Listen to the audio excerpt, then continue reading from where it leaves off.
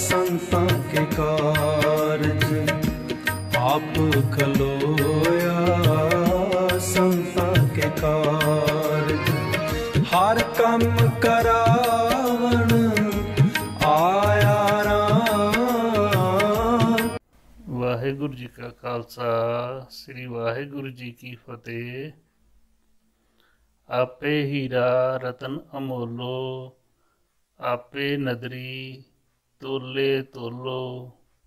ਮਨੁੱਖ ਆਪਣੀ ਸੋਚਣ ਸ਼ਕਤੀ ਮੁਤਾਬਕ ਪ੍ਰਭੂ ਦੀ ਤੁਲਨਾ ਵਿੱਚ ਦੁਨਿਆਵੀ ਪਦਾਰਥਾਂ ਨੂੰ ਪਹਿਲ ਦਿੰਦਾ ਹੈ, ਪਰ ਇਹ ਪ੍ਰਭੂ ਦੀ ਕਿਰਪਾ ਅਮੋਲਕ ਹੀਰੇ ਜਵਾਹਰਾਤ ਰਤਨਾਂ ਤੋਂ ਬਹੁਮੁੱਲੀ ਪਦਾਰਥ ਹੈ।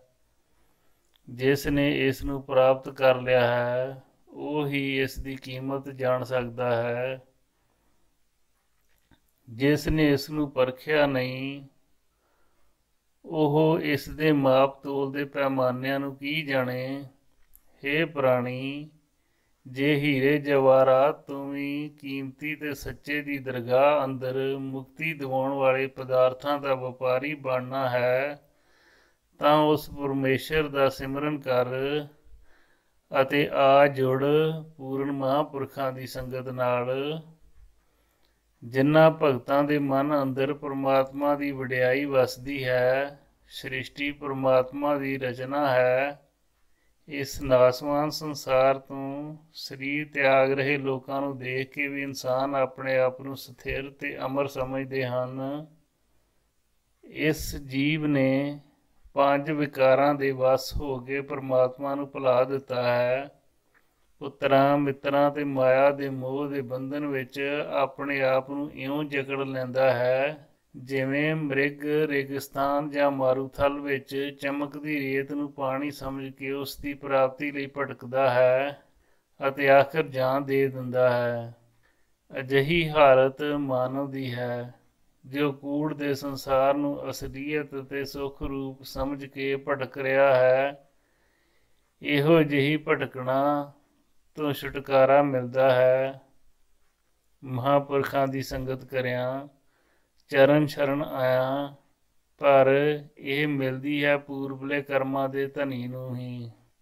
ਸੰਤ ਵਧਾਵਾ ਸਿੰਘ ਜੀ ਦੇ ਚਲੇ ਜਾਣ ਤੋਂ ਬਾਅਦ ਸੰਤ ਬਾਬਾ ਆਨੰਦ ਸਿੰਘ ਜੀ ਨੂੰ ਮਹਾਂਪੁਰਖ ਬਾਬਾ ਜੀ ਨੇ ਆਪਣੇ ਪਾਸ ਬੁਲਾਇਆ ਅਤੇ ਇੱਕ ਸ਼ਬਦ ਦੱਸ ਕੇ ਉਸ ਨੂੰ ਜਪਣ ਦਾ ਹੁਕਮ ਦਿੱਤਾ। ਬਾਬਾ ਜੀ ਆਨੰਦ ਸਿੰਘ ਜੀ ਨੇ 7 ਬਚਨ ਕਹਿ ਕੇ ਸਿਰ ਝੁਕਾ ਦਿੱਤਾ। ਹਜ਼ੂਰ ਦਾ ਹੁਕਮ ਸੀ, ਇਕਾਂਤ ਜਗ੍ਹਾ ਨਿਵਾਸ ਕਰੋ, ਇੱਕ ਸਮੇਂ ਹਰ ਰੋਜ਼ ਦਰਸ਼ਨ ਕਰ ਜਾਇਆ ਕਰੋ। ਇਸ ਤੋਂ ਉਪਰੰਤ ਇਕਾਂਤ ਵਿੱਚ ਜਾ ਕੇ ਨਿਤਨੇਮ ਦੇ ਨਾਲ ਹੀ ਸ਼ਬਦ ਦੇ ਅਭਿਆਸ ਵਿੱਚ ਲੀਨ ਹੋ ਗਏ। ਕੁਝ ਹੀ ਦਿਨਾਂ ਬਾਅਦ ਰਿੱਧੀਆਂ ਸਿੱਧੀਆਂ ਅਤੇ ਗੁਪਤ ਸ਼ਕਤੀਆਂ ਪ੍ਰਤੱਖ ਰੂਪ ਵਿੱਚ ਸਾਹਮਣੇ ਆਉਣ ਲੱਗ ਪਈਆਂ। ਇੱਕ ਦਿਨ ਸੁਭਾਵਕ ਹੀ ਆਪ ਨੇ ਉਹਨਾਂ ਨੂੰ ਬਚਨ ਕੀਤਾ, ਤੁਸੀਂ ਕੌਣ ਹੋ ਭਾਈ? ਉਹਨਾਂ ਉੱਤਰ ਦਿੱਤਾ, ਮਹਾਰਾਜ, ਅਸੀਂ ਨਿਰੰਕਾਰ ਦੀਆਂ ਗੁਪਤ ਸ਼ਕਤੀਆਂ ਰਚੀਆਂ ਹੋਈਆਂ ਹਾਂ। ਬਾਬਾ ਜੀ ਨੇ ਬਚਨ ਕੀਤਾ ਕਿ ਇੱਥੇ ਕੀ ਲੈਣ ਆਈਆਂ ਹੋ? ਉੱਤਰ ਸੀ, ਤੁਸੀਂ ਸਾਨੂੰ ਯਾਦ ਕੀਤਾ ਸੀ ਅਤੇ ਅਸੀਂ ਚਲੀਆਂ ਆਈਆਂ। ਜਿਹੜਾ ਸ਼ਬਦ ਤੁਸੀਂ ਜਪ ਰਹੇ ਹੋ, ਉੱਥੇ ਅਸੀਂ ਹਾਜ਼ਰ ਹੁੰਦੀਆਂ ਹਾਂ ਜਿੱਥੇ ਇਸ ਦਾ ਜਾਪ ਹੋਵੇਗਾ।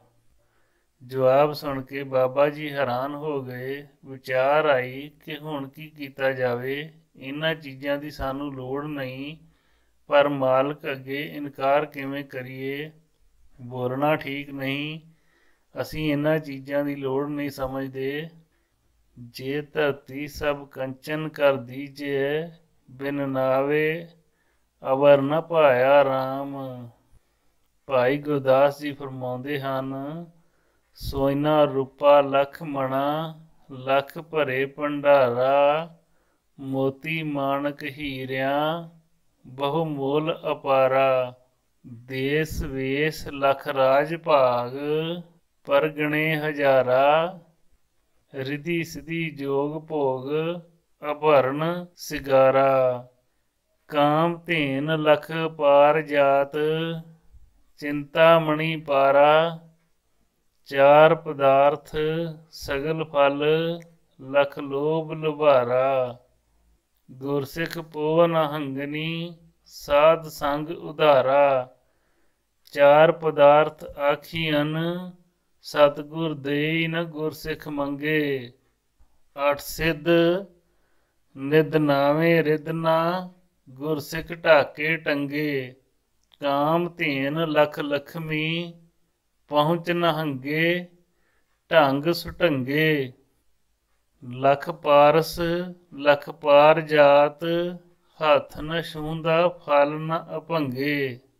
ਤੰਤ ਮੰਤ ਪਾਖੰਡ ਲਖ, ਬਾਜੀਗਰ ਬਾਜਾਰੀ ਨੰਗੇ। ਪੀਰ ਮੁਰੀਦੀ ਗਾਖੜੀ, ਇਕਸ ਆਂਗਨ ਅੰਗਣ ਅੰਗੇ। ਗੁਰਸਿੱਖ ਦੂਜੇ ਭਾਵੋ ਸੰਗੇ। ਇਹੋ ਜਿਹੀਆਂ ਸ਼ਕਤੀਆਂ ਕਠਿਨ ਕਮਾਈਆਂ ਵਾਲਿਆਂ ਨੂੰ ਹੀ ਪ੍ਰਾਪਤ ਹੁੰਦੀਆਂ ਹਨ। ਜਿੰਨੀ ਕਠਿਨ ਕਮਾਈ ਇਹਨਾਂ ਮਹਾਂਪੁਰਖਾਂ ਦੀ ਨੂੰ ਸਮਝਣਾ ਔਖਾ ਹੈ, ਓਨਾ ਹੀ ਇਹਨਾਂ ਦੀ ਪ੍ਰਕਿਰਤਕ ਖੇਡ ਨੂੰ ਸਮਝਣਾ ਔਖਾ ਹੈ। ਇਹ ਜੋ ਵੀ ਕਰਦੇ ਸਨ ਪ੍ਰਤੱਖ ਨਹੀਂ, ਇਨਸਾਨ ਨੂੰ ਆਪਣੀ ਤਾਕਤ ਦਾ ਅਹਿਸਾਸ ਨਹੀਂ ਹੋਣ ਦਿੰਦੇ ਸਨ। ਇਹ ਬਚਨ ਬਾਬਾ ਆਨੰਦ ਸਿੰਘ ਜੀ ਦੇ ਹਜ਼ੂਰੀ ਸੇਵਕ ਬਾਬਾ ਹਜ਼ੂਰ ਸਿੰਘ ਜੀ ਤੋਂ ਮਿਲਿਆ। ਮੇਰੇ ਸਾਹਾ ਮੈਂ ਹਰ ਦਰਸ਼ਨ ਸੁਖ ਹੋਏ, ਹਮਰੀ ਬੇਦਨ ਤੂੰ ਜਾਣਤਾ ਸਾਹਾ, ਅਵਰ ਕਿਆ ਜਾਣੇ ਕੋਈ। ਪਰਮੇਸ਼ਰ ਤੇਰੇ ਦਰਸ਼ਨ ਮੇਰੇ ਲਈ ਦੁਰਲੱਭ ਨਿਆਮਤ ਹੈ। ਮੇਰੀ ਜ਼ਿੰਦਗੀ ਦਾ ਆਨੰਦ, ਖੁਸ਼ੀ ਅਤੇ ਸੁੱਖ ਤੇਰੇ ਦੀਦਾਰ ਵਿੱਚ ਹੀ ਹੈ। ਪ੍ਰਭੂ ਨੇ ਆਪਣੀ ਕਲਾ ਵਰਤਾ ਕੇ ਅਦਭੁਤ ਸ੍ਰਿਸ਼ਟੀ ਦੀ ਸਿਰਜਣਾ ਕੀਤੀ ਹੈ। ਜਿਵੇਂ ਆਕਾਸ਼ ਵਿੱਚ ਸੂਰਜ, ਚੰਦਰਮਾ, ਤਾਰਿਆਂ ਦਾ ਚਮਕੀਲਾ ਰੂਪ, ਧਰਤੀ ਉੱਤੇ ਅਨੇਕਾਂ ਪ੍ਰਕਾਰ ਦੀ ਬਨਸਪਤੀ, ਪਹਾੜਾਂ ਦੀਆਂ ਚੋਟੀਆਂ, ਫੁੱਟਦੇ ਹੋਏ ਚਸ਼ਮੇ, ਸਮੁੰਦਰ ਦੇ ਪਾਣੀ ਦੀਆਂ ਲਹਿਰਾਂ, ਇਨਸਾਨੀ ਖੋਜ ਦੁਆਰਾ ਅਨੇਕ ਪ੍ਰਕਾਰ ਦੇ ਅਜੂਬੇ ਹਨ। ਪਰ ਇਹਨਾਂ ਦੇ ਦਰਸ਼ਨ ਕਰਨ ਨਾਲ ਸੁੱਖ ਦੀ ਪ੍ਰਾਪਤੀ ਨਹੀਂ ਹੁੰਦੀ। ਇਸੇ ਲਈ ਤਾਂ ਪੰਚਮ ਪਾਤਸ਼ਾਹ ਸ੍ਰੀ ਗੁਰੂ ਅਰਜਨ ਦੇਵ ਜੀ ਨੇ ਤੇਰੇ ਨਾਮ ਨੂੰ ਦਰਸ਼ਨ ਨੂੰ ਹੀ ਸੁੱਖਾਂ ਦੀ ਮਨੀ ਐਲਾਨਿਆ ਹੈ। ਗੁਰਮੁਖਾਂ ਦੇ ਮੁਖ ਤੋਂ ਆਪ ਦੀ ਉਸਤਤ ਕਰਵਾਉਣ ਲਈ ਸੁਖਮਨੀ ਸਾਹਿਬ ਦੀ ਬਾਣੀ ਦਾ ਉਚਾਰਨ ਕੀਤਾ ਹੈ। ਜਿਸ ਹਿਰਦੇ ਇਹ ਸੁੱਖਾਂ ਦੀ ਮਣੀ ਨਿਵਾਸ ਕਰਦੀ ਹੈ, ਉਹਨਾਂ ਸੱਚੇ ਵਪਾਰੀਆਂ ਨੂੰ ਦਰਗਾਹ ਅੰਦਰ ਪਰਮ ਪਦਵੀ ਪ੍ਰਾਪਤ ਹੁੰਦੀ ਹੈ। ਇਹ ਪਦਵੀ ਮਹਾਂਪੁਰਖਾਂ ਦੀ ਕਿਰਪਾ ਦੁਆਰਾ ਗੁਰਮੁਖ ਜਨ ਪਾਉਂਦੇ ਹਨ ਤੇ ਫਿਰ ਇਹ ਧਰੂ ਤਾਰੇ ਦੀ ਤਰ੍ਹਾਂ ਸੰਸਾਰ ਅੰਦਰ ਚਮਕਦੇ ਹਨ। ਮਨਮੁਖ ਤਾਂ ਇੱਕ ਟੁੱਟੇ ਤਾਰੇ ਦੀ ਤਰ੍ਹਾਂ ਹੈ, ਜੋ ਆਕਾਸ਼ ਵਿੱਚ ਤੇਜ਼ ਗਤੀ ਨਾਲ ਆਪਣੀ ਚਮਕ ਖਿਲਾਰ ਕੇ ਸਿਮਟ ਜਾਂਦਾ ਹੈ। ਉਹ ਆਪਣੀ ਛਿਣ ਭਰ ਦੀ ਜ਼ਿੰਦਗੀ ਮੋਹ ਮਾਇਆ ਵਿੱਚ ਮਸਤ ਹੋ ਕੇ ਬੇਅਰਥ ਗਵਾ ਦਿੰਦਾ ਹੈ। ਮਾਇਆ ਦਾ ਪ੍ਰਕਾਸ਼ ਦੁਨੀਆ ਅੰਦਰ ਖਿਲਾਰਦਾ ਹੈ, ਪਰ ਆਪਣੀ ਜ਼ਿੰਦਗੀ ਦੀਵੇ ਹੇਠ ਹਨੇਰੇ ਵਾਂਗੂ ਹੀ ਚਲੀ ਜਾਂਦੀ ਹੈ। ਪਰ ਪ੍ਰਭੂ ਦਾ ਸਿਮਰਨ ਕਰਨ ਵਾਲੇ ਸੂਰਜ ਦੀ ਤਰ੍ਹਾਂ ਪ੍ਰਕਾਸ਼ਵਾਨ ਹੋ ਕੇ ਸਦੀਵੀ ਕਾਲ ਤੱਕ ਚਿਰੰਜੀਵ ਰਹਿੰਦੇ ਹਨ, ਕਿਉਂਕਿ ਉਹਨਾਂ ਨੇ ਆਪਣਾ ਸਭ ਕੁਝ ਪਰਮੇਸ਼ਰ ਦੀ ਭਗਤੀ ਅੰਦਰ ਹੀ ਸਮਰਪਿਤ ਕੀਤਾ ਹੁੰਦਾ ਹੈ। ਉਹਨਾਂ ਦੇ ਹਿਰਦੇ ਦੀ ਇਹੀ ਆਵਾਜ਼ ਹੁੰਦੀ ਹੈ, ਹਮਰੀ ਬੇਦਨ ਤੂੰ ਜਾਣਤਾ ਸਾਹਾ, ਅਵਰ ਕਿਆ ਜਾਣੇ ਕੋਏ। ਤੂੰ ਸਾਡੇ ਦੁੱਖ ਸੁੱਖ ਆਪ ਸਮਝਦਾ ਹੈ।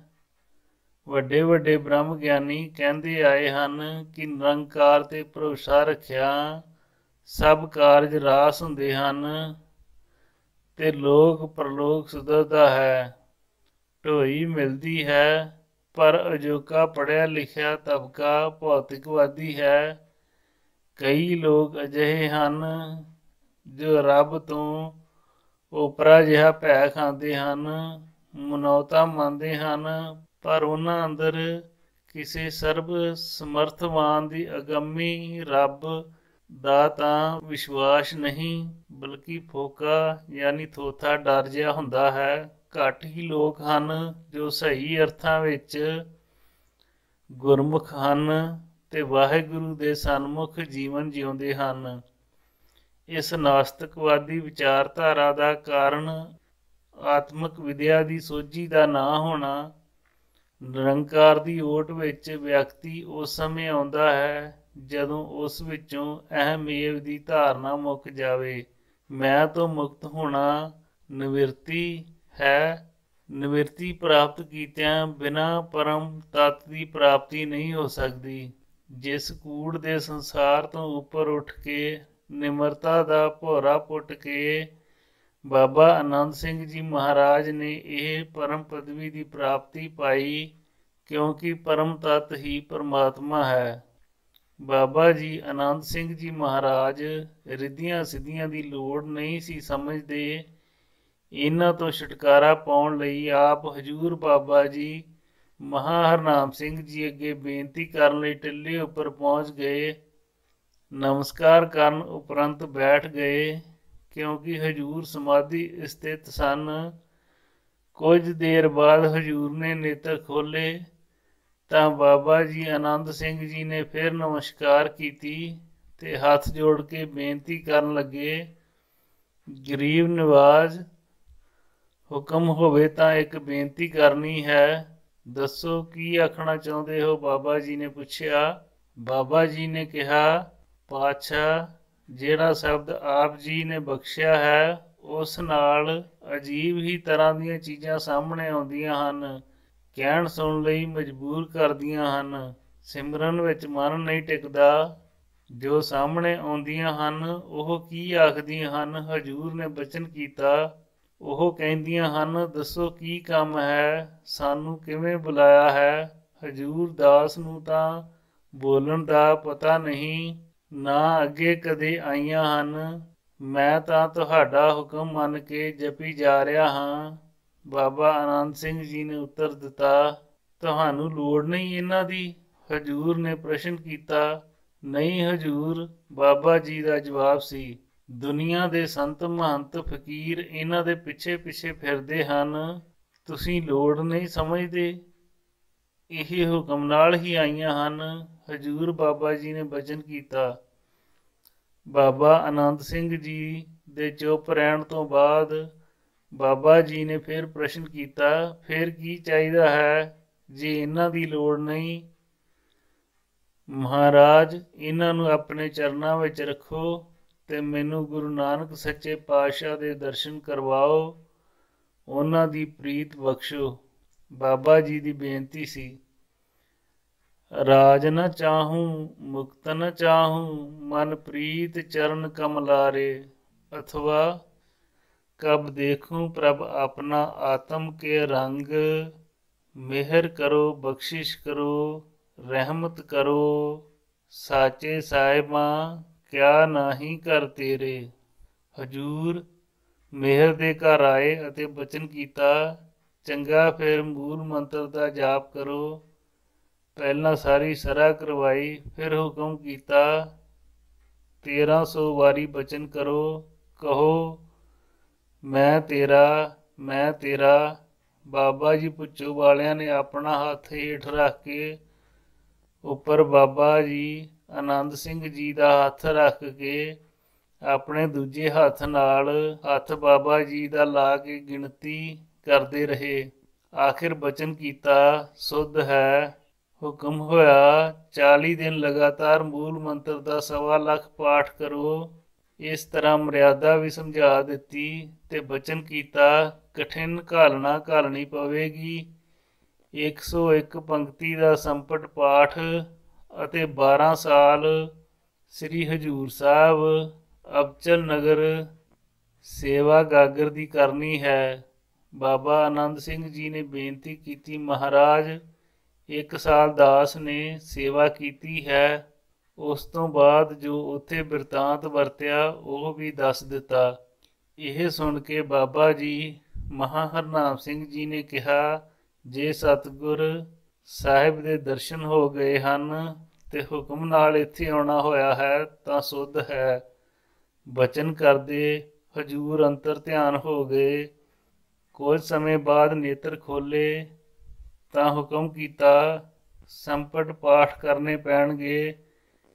ਕੰਮ ਜ਼ਿਆਦਾ ਹੈ, ਸਮਾਂ ਘੱਟ ਹੈ, ਚੰਗਾ ਸਾਵਧਾਨ ਹੋ ਕੇ ਰਹਿਣਾ। ਜੇ ਕੋਈ ਮੁਸ਼ਕਿਲ ਪੇਸ਼ ਆਵੇ ਤਾਂ ਬਿਨਾਂ ਕਿਸੇ ਸ਼ੰਕੇ ਦੇ ਪੁੱਛ ਲੈਣਾ।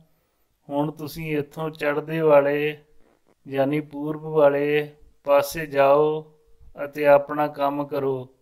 ਸਤ ਬਚਨ ਦਾ ਉਚਾਰਨ ਕਰਕੇ ਬਾਬਾ ਜੀ ਭੁੱਚੋ ਤੋਂ ਚੱਲ ਪਏ। ਸ੍ਰੀ ਵਾਹਿਗੁਰੂ ਜੀ ਕਾ ਖਾਲਸਾ, ਸ੍ਰੀ ਵਾਹਿਗੁਰੂ ਜੀ ਕੀ ਫਤਿਹ।